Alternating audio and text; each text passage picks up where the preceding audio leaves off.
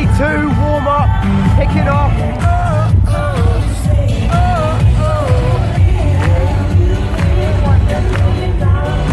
There's no more waiting, tonight is the night, and it can't be wrong, not if it feels is right, turn it up, scream it loud, yeah. Tomorrow now, all we got is right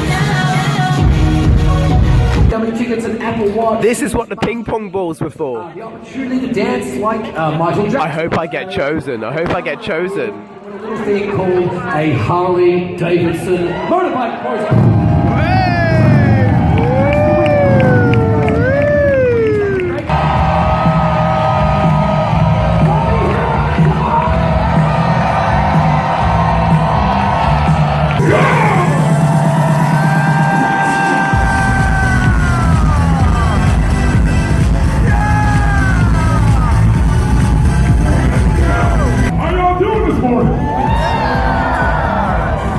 Do you have interesting dreams? It's Wednesday morning. We were supposed to be here at 10:30 to start with our little group meetings. We haven't managed to get in yet. There's such big queues. Got some supplies for the day, and now we're just, getting things underway.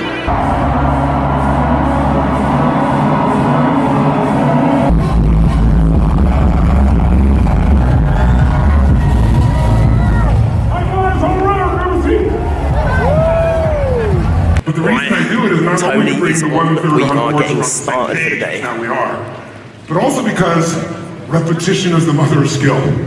We all want something new, but the fundamentals you got to practice. You got to hear it, see it, feel it. Hear it, see it, feel it. One of the guys I worked with years ago was a Saudi Arabian oil magnate who, one of the richest men in the world, and he was just fucking miserable. He had the #1, house and garden. He won all the awards in the south of France. He had the biggest yacht.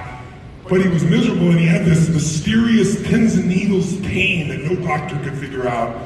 And I figured out very quickly he needed something significant in his life, so he found a significant problem that no one else had. That's the end of day 3. I didn't actually do a quick call at the end of day 2. The main kind of thing was all about discovering our primary question. So basically, we have like our models of the world, right? And we have these kind of internal thoughts and internal processes which obviously filter the way in which we view the world, filter the way in which we respond to all the stimuli that come in, right? And Tony models this as having a primary question, a single most important question that we kind of keep asking ourselves, and then whether we're aware of it or not, it's kind of at the subconscious level, and then all the stimuli and information that comes in is going through this filter, which is, and we all have one, which is a primary question, and then the answer to that question is what kind of determines our then response to it, our behaviors, etc. So we go through a process and identify our primary question. So mine was, how do I get to the next level? And so everything I was doing was all about moving to the next level, which on the one hand can have some, outcomes which serve me because it means progressing, growing, moving to the next level in business, setting new goals, etc. But there's also a lot of kind of negative side effects to it where it doesn't serve me. If I'm always moving to the next level, then I'm not appreciating the moment. If I'm always moving to the next level, then is anything ever good enough? And lots of things kind of related to that. So the idea of identifying that is that we then want to set a new primary question, which is empowering. And so we go through a process to create a new primary question. And my new primary question is to do with the new kind of values and things that I want to create in my life. So I've set a new primary question of how can I appreciate even more of my love, laughter, determination, and masculinity right now? And it's worded in such a way whereby how can I appreciate even more of? So even more, that implies, of course, that is already present. So I'm not presupposing that it's not present. How can I appreciate is focusing on gratitude and kind of acceptance and appreciation. And right now kind of brings it into the present moment. So it becomes very, very powerful language. And the actual particular things that I've chosen to kind of focus on, love, laughter, determination, and masculinity, are really important because through love and connection, we can, have more effective relationships with people. laughter is something very important to me, which I don't, which I find that in recent times I haven't been doing enough of. So I wanted to bring that to the forefront of my filter. Determination. So I do have always the drive to succeed, the willingness and the want to achieve and stuff, because that is still important, but it just doesn't need to be my primary question. And masculinity. So I can always retain and stay in touch with my masculine energy, which is the driving force of me as a man. So super exciting. That was day 2.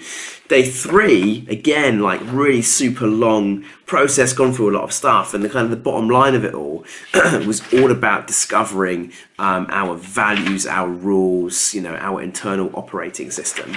So we all have a set of values that we want to move towards, and we have a set of values that we want to move away from. So, for example, some kind of common values that we might want to have in our life, it might be, a feeling of success, a feeling of love, things like that. And the kind of values that we associate pleasure with those values that we want to move towards. That's why we want to move towards them, right? And then we have a set of values that we want to move away from because we associate them with pain. And a couple of examples might be, rejection or guilt. Those are things which we would cause pain in our life and we would want to move away from them. So far so good, that's relatively clear. However, different words mean different things to different people. So, if I said, success, the definition of success is completely different for every different person. And so how do I know if I'm being successful? What I have is a set of rules when I ask myself, what needs to happen in order for me to feel successful. I'll have a set of rules which come out. So what needs to happen in order for me to feel, I'll take one that I did. What needs to happen in order for me to feel accepted? And I started answering things like people need to comply with my wishes. People need to agree with my point of view. People should not question or disagree with me. And more and more and more. Start to see that it's kind of got a little bit of a dark side to it. And you start to see that when you do all of these rules, you're setting yourself up. I'm setting myself up for failure at every one of them, because if, just taking one of them as an example, if my most important value is a feeling of acceptance, and the way in which I get that feeling of acceptance is that people need to comply with my wishes, I'm just setting myself up for failure because I can't control other people. And even if I could, would I want to? And, would I even be able to, have them comply with all of my wishes all of the time? Like, it's just an unrealistic way in which, for me to seek pleasure. And so we do this, and when we look at it all, we end up with like an operating system of values and rules which are just so unrealistic that we're always going to fail. We're going to experience a lot of failure in that sense and a lot of pain. And then when we actually look at the pain side of things like rejection, and what's my definition of rejection? Well, if someone says no to something I ask, if I don't get my way, well, we live in a world where everyone's independent. Of course people are going to say no to me. Of course I'm not always going to get my way, in particular when I'm pushing the limits. So if I am pushing the limits on one hand, the more and more rejection I'm going to experience on the other hand. And yet I've got a definition of rejection that if someone says no to me, it's rejection, and that creates pain in my life. And so what we basically did today was do this whole big exercise where we map all of this out and just see kind of like this blueprint or this operating system that's running our lives, saying this is the stuff that you need to feel pleasure, and these are the crazy, insane, unrealistic rules that need to be checked off in order for you to feel pleasure. And on the other hand, these are all the things that will make you feel pain, and look how broad the rules for pain are, such that it's inevitable you will feel pain. So I think tomorrow we're going to go into our big vision for life, and then once we've got that, we're then going to say what are the values and rules that we need to propel us forward towards achieving that vision. And so as long as we, if we're designing values, and we might have success as an important value to feel pleasure, that's great. If we now write the rules for what does success mean in a way where we're setting ourselves up to win, well, then I can experience success every single day of my life.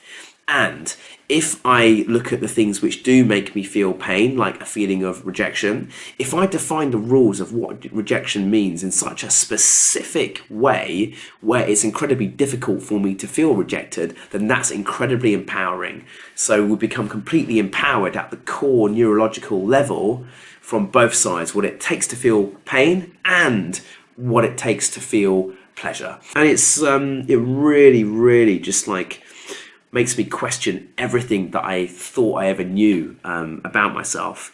And I am just really, really, really excited at the prospect of designing my own operating system, which we're going to be doing over the next couple of days. So I feel like I'm in the process of like wiping the slate clean and creating something new. So I'll leave it there right now. I'm also a bit sick, as you might be able to tell. Feeling a bit more recovered though, very energized. That's it, I'm gonna head to bed. See you later.